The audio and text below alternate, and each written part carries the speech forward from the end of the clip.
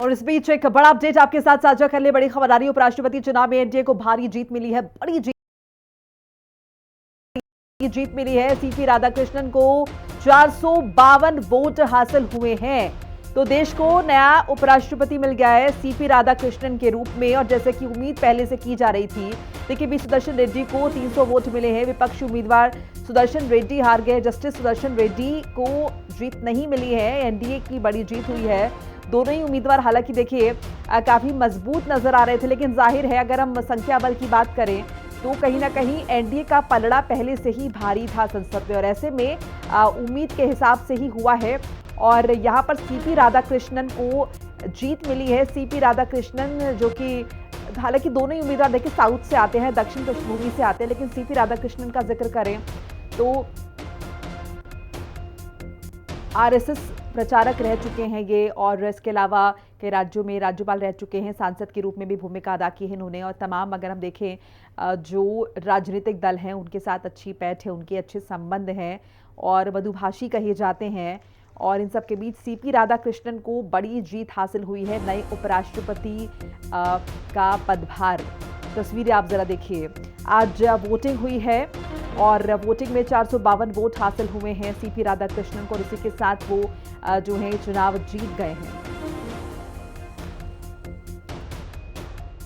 श्री बुच्ची रेड्डी सुदर्शन रेड्डी को 300 प्रथम वरीयता के मत प्राप्त हुए और श्री सीपी राधाकृष्णन को 452 प्रथम वरीयता के मत प्राप्त हुए।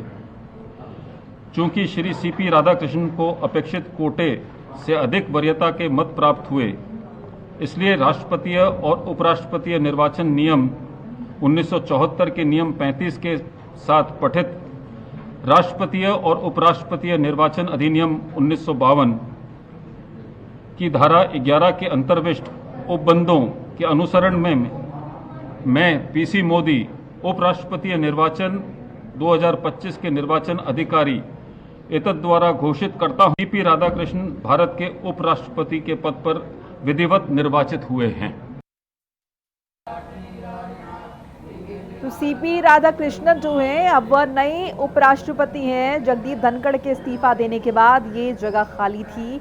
और देखिए दोनों ही, अगर हम गुटों की बात करें, इंडिया गठबंधन और एनडीए, मजबूत उम्मीदवार दोनों की तरफ से ही सामने थे, लेकिन जाहिर है अगर हम संख्या बल देखें तो एनडीए का पलड़ा भारी था। हालांकि फिर भी उम्मीद की जा रही थी कि कहीं कोई क्रॉस वोटिंग हो जाए और स्थितियां बदल जाएं। इसके साथ साथ देखिए इससे पहले भी तमाम अगर हम देखें दोनों ही दलों की तरफ से ये तक कहा गया था कि बिल्कुल विवेक से काम लें और सोच समझकर ही वोटिंग करें। और अब देखिए जो सीपी राधाकृष्णन है उन्हें जीत मिली है। सीपी राधाकृष्णन लोकप्रिय इनका रहा है इतिहास। और दूसरी तरफ अगर हम देखें इंडिया गठबंधन के जो उम्मीदवार थे, डॉक्टर संदीप श्रीवास्तव जुड़ चुके मेरे साथ, वरिष्ठ पत्रकार।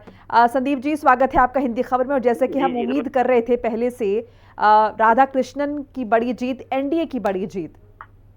देखिए वो तो पहले से तय थी मोनिका जी की जीत तो उनकी तय थी, लेकिन विपक्ष अपनी तरीके से प्रयास कर रहा था, लेकिन वो प्रयास सफल होना नहीं था, ये भी तय था। और राधाकृष्णन जी की जीत मुझे लगता है कि वो अपने आप में ऐतिहासिक जीत है, और जिस तरीके इस मार्जिन से वो जीते हैं वो भी अपने आप में एक तरीके से कहा जाएगा ऐतिहासिक है। तो मुझे लगता है इस जीत ने विपक्ष का जो भ्रम था उस भ्रम को भी तोड़ दिया कि वो एकजुट हुए, लेकिन अपने को ही एकजुट नहीं कर पाए। उसमें से भी कुछ उनका खेमा टूटा हुआ नजर आया, वो खेमा भी जाके बीजेपी को वोट कर गया। तो मुझे लगता है कि विपक्ष को फिर से एक बार रणनीति बनानी पड़ेगी कि कैसे वो एकजुट हों और कैसे सारे लोगों को साथ लेकर चलें।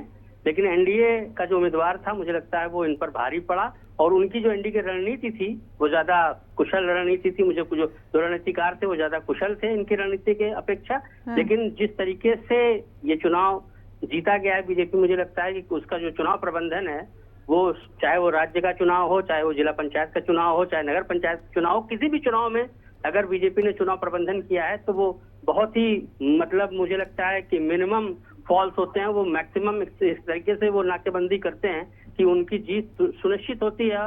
और उस जीत में जो है मुझे लगता है कि शायद ये जो इनके विपक्षी इंडिया गठबंधन के लोग हैं शायद वो भी शामिल ही हुए हैं, तभी इतनी बड़ी जीत मिली है। बिना उनके टूटने के कगार के बाद ही ये जीत मुझे लगता है कि एनडीए उम्मीदवार को मिली है।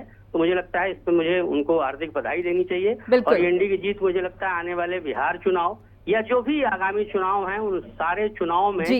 इंडिया गठबंधन को ये सोचने पे मजबूर कर देगा जी। कि उनकी रणनीति में अगर ऐसी कौन सी खामी उपराष्ट्रपति का चुनाव हार गया। बहुत बहुत शुक्रिया संदीप जी, आपका धन्यवाद। नजरिया साझा करने के लिए हिंदी खबर के माध्यम से। तो देश को नए उपराष्ट्रपति मिल गए हैं, सीपी राधाकृष्णन को 452 वोट हासिल हुए हैं।